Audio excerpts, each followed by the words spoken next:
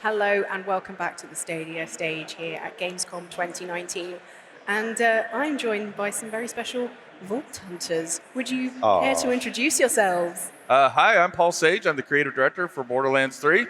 And I'm Randy Varnell. I'm the managing producer of narrative for Borderlands. Lovely. 3, yes. Well, Borderlands is back with Borderlands 3. Could you, for those who might not know the series, could you give us a little kind of summary? Of the series? Yeah. All right, that's Randy. Once upon a time, in a land known as Pandora. No, Borderlands, it started with Borderlands 1, and I think Borderlands 1 is a really good entry point in telling you what are the important things. And the core of the Borderlands universe is you are a vault hunter.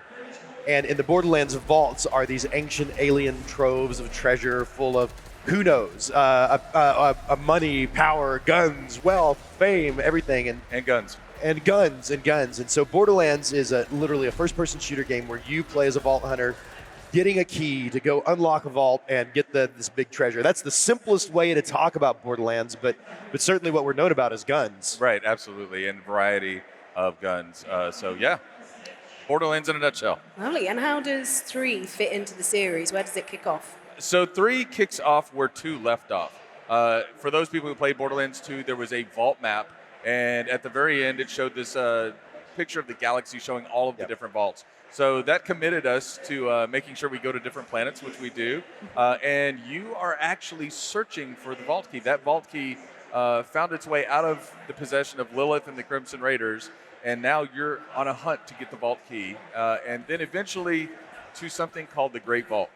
Yeah, I love it. Borderlands has always been a really cool adventure game. You know, it gets to the core of us always wanting both from a story and a gameplay side. You know, gameplay side, we love to shoot things, we love to get loot, we love to level up. But story side, we always love to see ourselves grow as the hero in the story, and every Borderlands game lets you do that. 3 lets you do that in I think the biggest, most adventurous way ever. Like, the previous Borderlands have all been on the planet Pandora, this wild little kind of Mad Maxy desert planet. We've been on the moon, I guess, as well a little bit in Tales from the Borderlands. But as Paul said, finally going to get a spaceship and go out from Pandora to other planets in the universe and explore the wild, weird corners of everywhere you could imagine to go. Right. Yeah. There's a lot of new things coming to Borderlands, and that includes Sanctuary and the new planets. What other new things will players expect? Okay, so let's start with a couple of the different things. We have 4 new Vault Hunters, right? And for the first time ever, our Vault Hunters have multiple action skills. And the goal behind that was to get people not thinking so much about numbers, but really being more interested in what can my character do, what are the gameplay options.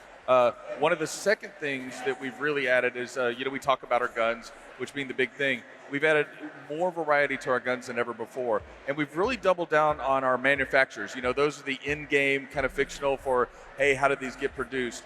But each manufacturer has gameplay associated with it. So, for instance, we have Atlas guns. And Atlas guns, you can fire a tracking dart, and then the bullet's home, right? We have our Jacobs line. Actually, one of my favorites, which is if you hit a critical shot, it'll ricochet and hit another enemy.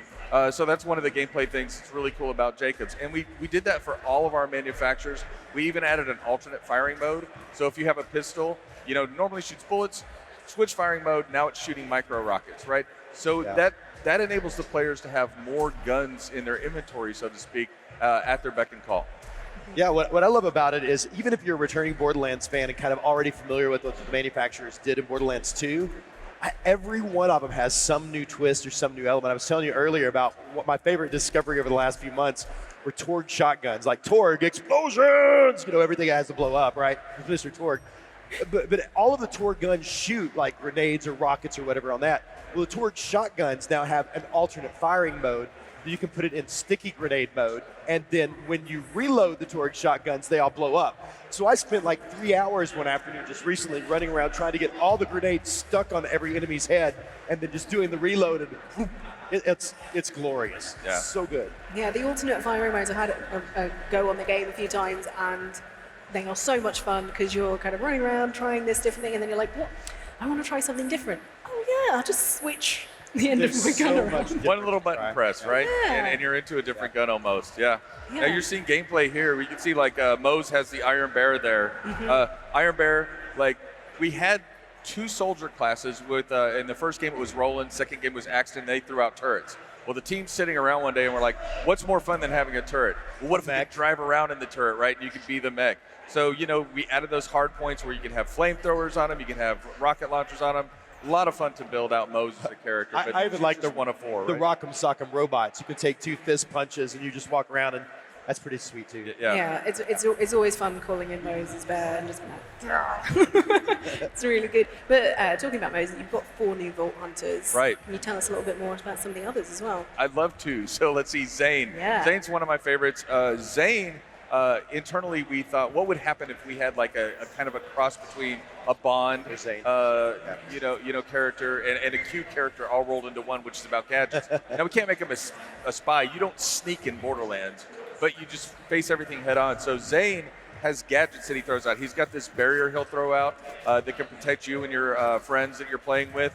He has a clone, a digiclone, which is one of my favorite abilities, where you can actually throw out the digiclone, he acts as a decoy, and then you can teleport and swap places with him. So that's absolutely fun. Yeah. And then he's got a drone that'll send out, and that's more for, the people who like that autonomous kind of pet thing that goes out and attacks. So Zane's really versatile. He's one of my favorite characters. And I love talking about Zane because, we talked about every Vault Hunter has 3 action skills, but the way that you can kind of tweak and change their action skills live is different per Vault Hunter. Zane has one of my favorite things to do is you can actually give up his grenade slot to run 2 action skills at the same time, which gives him even more versatility. But if you're gonna ask me about my favorite, like we've recently started talking about Flak. Flak the Beastmaster, and I was a big fan of Gage the Necromancer in Borderlands 2, and I know a lot of our fans really love like pet class characters. And you're talking about what we really wanted to pay off, as far as what players have asked for. Flak is a legitimate pet class. So the pets that you pick for Flak are always in the world. So you get a choice between a spider ant, which was from Borderlands 2, now juiced up. So that's really cool, kind of lob and long range grenade. A new animal called a jabber, which is kind of a monkey with a gun. Mm-hmm. Or if you do a pet class in Borderlands, you have to bring the skag back. Right. Yeah. So you can go and pet your pets, you can order them to kill things. And then Flak has kind of a really 3 different ways to work with those pets. One, you can just gamma burst your pet. One action skill is you can just take the pet and get bigger, get meaner, just literally kind of Hulk out for a little bit, go beat the ever-loving crap out of everything else. But he can also do a couple of other things. Flak, they can also do other things. I forget. Flak is our cool non-binary gender robot, right? That's really cool. Yeah. But Flak can go. He can do the Hulk out. He can also do kind of, if you played Zero in Borderlands 2, Flak has a little bit of that stealth camouflage. So really cool, kind of working in that hunter pet type of symbiote. You can send your pet out to do stuff, and you can kind of fade out into the back and then take some shots or whatever like that. And the other thing Flak has is, just again, kind of really embracing that pet class, is he has racks, our flying kind of bat-like pets.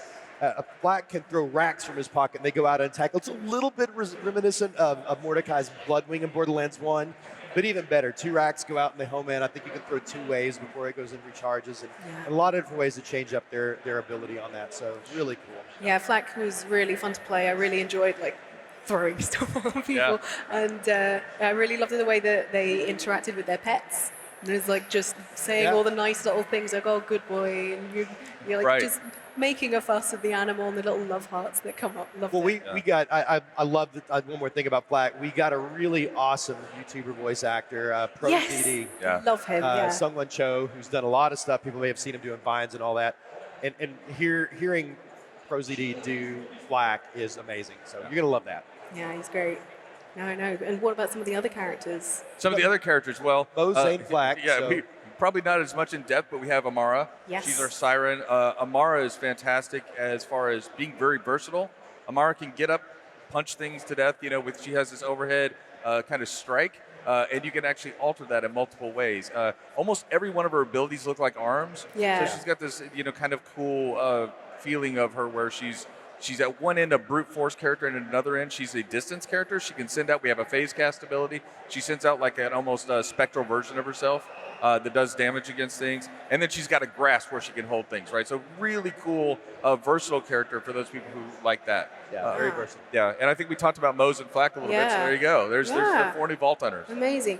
And how is it? How difficult is it coming up with these like 4 new characters, because a lot of the all of the characters from the previous 2 games, you come up with like 4 characters and they're all very iconic. Right. So how tricky is it to make sure that you have memorable characters? I think there's a lot to this, but the 3 things that I would call out are, number 1, we start with the player fantasy. Yeah. What do you want to do? You heard me talk about Mose being the soldier, like I want to crawl around in the turret, right? With Amara, I want more of a brawler type character for my Siren. The next, with Zane, I want to be this, almost like a spy. And then the 4th with, Flak, well, they represent a nurturing part of, human nature. So that's starting out with player fantasy. Second, you have to drill down on, the look of those characters. Yeah. And our concept artists, Kester and the art director, who's the art director for the team, and all of his concept artists really pour their heart and souls into those characters. And then third is giving them personality, and that's a lot of the narrative team's job, is to give them personality. Now, I was talking originally, I didn't even give credit to the character design team, but they are also really amazing. Well, all of Gearbox, I think characters are near and dear to our heart. Every game that we do, we put a lot of love into our characters, and we know that's what fans really attach to, right? And that's what players, like we met already some great cosplayers here at Gamescom who are wearing that. There's some walking around today. Yeah. See people who like literally tattoo versions of our characters on their body because they love them. But making characters that are relatable, both in the way they look and the way they act and all that, we want everybody to find a bit of themselves in our game when they play it. And I think that's part of the secret sauce that literally goes in from every department, every person who touches the characters. Secret sauce. That's a quote. Yeah. There you go. Lovely. Well, like you were saying about like the fan base, how much of the fan base and their reaction to the previous games, how much have they like molded Borderlands 3? A lot, tremendously. We really do listen to our fans. We certainly love coming to these conventions where we get to have one-on-one times with them and do that. We listen to the videos. We love watching the streamers. We go to forums. Like we probably listen to our fans more than we should sometimes. Right. But I've never been to Reddit. Yeah. Well, good man. Right. Good man. I mean, we're like everybody else. You're obsessed with seeing like, what could we do better? What's the thing that everybody wants to see, right? And it's huge for us.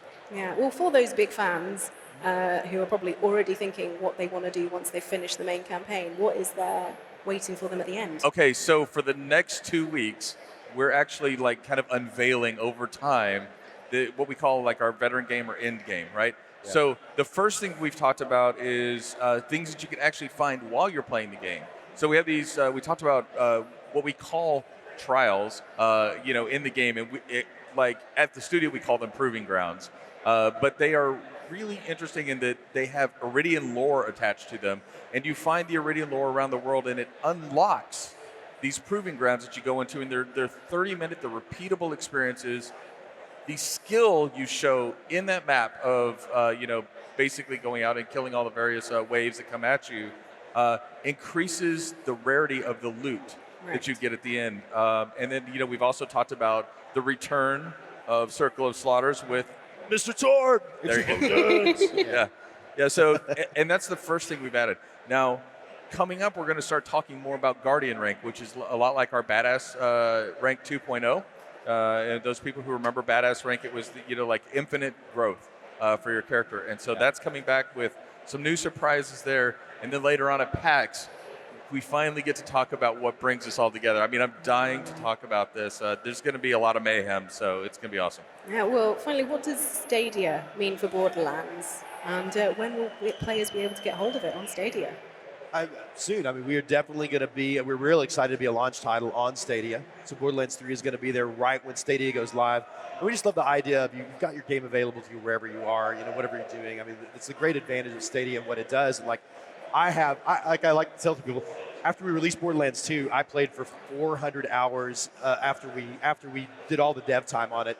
I played with my friends across the world in a lot of different places, and I really love that Stadia is going to give us even more opportunities to play in different places with different groups of people, and I cannot wait to see how it all comes together. I think the thing that surprises me is how well Stadia works.